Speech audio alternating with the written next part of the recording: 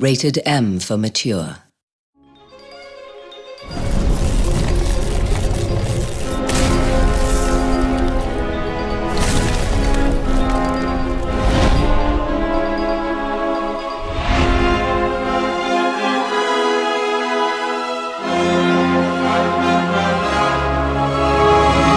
So with Reckoning, what I wanted to do was really bring the hardcore action moment-to-moment button presses and choices that players have with an action game or a fighting game into the RPG stance. So you're not looking so much at DPS and like math over time, you're looking at which attacks I'm using over time and how to defend it properly and where I am in relation to each enemy. That's the thing when you play RPGs. You go, you do the RPG element, but you're like, oh man, I gotta go fight this in this dungeon. This is gonna be boring. You got the like slow, and that's my combat. You're not looking forward to fighting, but you're looking forward to the story because it's so interesting. We really wanted to bring the RPG gamer a little bit more to the action side. If we had cool hardcore stuff for the hardcore action gamer to like get into and understand, that's cool, but we really wanted to be bringing all that fun to the RPG gamers. The key to a good animation is strong poses. I feel like if you look at our combat, and hopefully when you freeze a frame, if you did, that you have a strong pose there. And like it's dynamic and you can tell exactly where the swing is coming from, how heavy the weapon is, and basically how powerful the player really is. Wanted to be like badass, strong, raw power, no soft type of thing, no whimsical thing, it's all just hitting hard, mess you up, clear the room type of action. We tailored our poses and our animation to the control. Like we really try to push that as far as we possibly can. Everything about every button press is that there's pregnant action to it.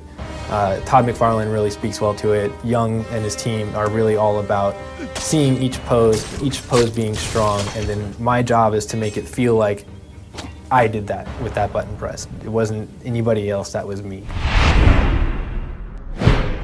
So there's only one way to do an action RPG in the style that we're doing, and that's to sit the animators and designers side by side. That was like the key of making all of this possible. Designers have their own mind of how things need to be for damage and hit reacts and timing, and animators have their own mind for how to make it look good and how to make it look like it has proper weight. It's a lot of back and forth. Sometimes, we're like, all right, it's not gonna look the best, but it's gonna feel good. And designers like, okay, fine, you can have more frames, it's gonna be a little slower probably, but it's gonna look good. You see it in-game, all the fluidity of the players' moves and the NPCs and how the enemies work with the player and everything, to the sync actions, to the stealth kills, to the face shift kills, how everything transitions so smoothly. It's a direct result of us sitting together and implementing all this stuff together.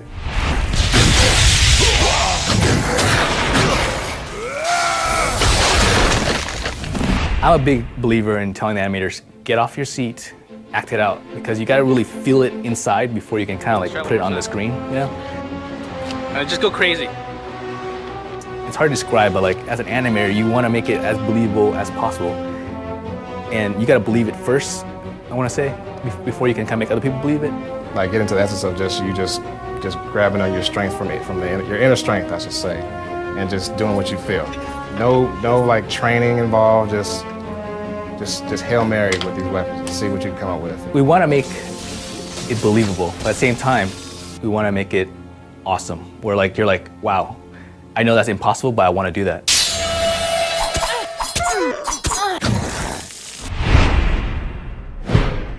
So in Reckoning, what we've done is we've built a combo system that lets the player sort of build out the combos in a way they see fit, but it's built to be balanced also at a sense of risk and reward. So at the very bottom level, you have your basic attacks, and these are the first hits of your combo chain. So if you think about it with your daggers is a 6-hit chain. So the first 5 hits are your basic attacks. You can always cancel those basic attacks into dodge or a block at any time you want. You can also cancel up to the higher level to the magic attacks. The next level is your special attacks. These are the last hits of a chain, or maybe unlocked special, like you might have a attack out of dodge or attack out of block. What these are going to do, they're going to apply status effects. They're going to do a lot more damage, but you're not able to cancel into defense like with the block or dodge out of them. But you can always cancel up one level into your magic abilities. From your magic abilities, you're really committed to that move. So once you're using magic, you've paid a mana cost, but you're committed to that move. If you're going to get hit afterward, you might get hit. And it's going to take a while before you can block, cancel, or dodge cancel, or even attack again out of it. So what we've done is built that system where you start with the low and you can kind of always move up the chain. And now you can start working in things like launching attacks, and then you can start building combos out of it. You might get to the end of your very last hit and you've hit him with a strong finisher, but you always know you can do a magic attack to sort of continue the chain or something. And it's really all about creating this language that the player can then build combos off of.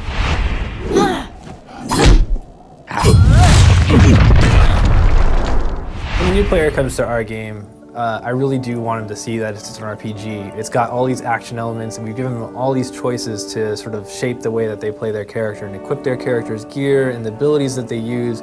But really what I want them to discover in our game is how to express themselves in combat. You can go into Plane Reckoning without memorizing anything, you know, and you can it's more just a feel and a timing thing, which anybody can pick up easily. For me, a good game is a fun game, you know, a game that you want to keep playing, and like a game that you don't mind watching the animation, you know. Anybody can do like combinations, you know, I guess if you get good enough, you can do like a 10, 15 hit combo. But I mean, but even that said, that's easy to do.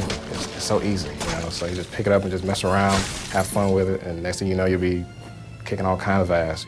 In any other game, they're always going to have the standard 4 attacks that they use, and that's what makes them a warrior. But in our game, I feel there's so many variations on how you can actually play that out as a warrior, whether you're using dodge or teleport or blocks or parry, or which combinations of weapons that you're actually using and magic abilities, that it really does become sort of an expression of you. And it's just so much fun just to walk through our own building here at Big Huge and just see each player playing in their own way, and in combinations that I never thought would be possible, but they work. And it's just sort of how each person just represents themselves. So really what I want to see is just that self-expression. I'm really looking forward just to seeing videos of like combos or ways like people have found to defeat enemies just using the tools that we've given them.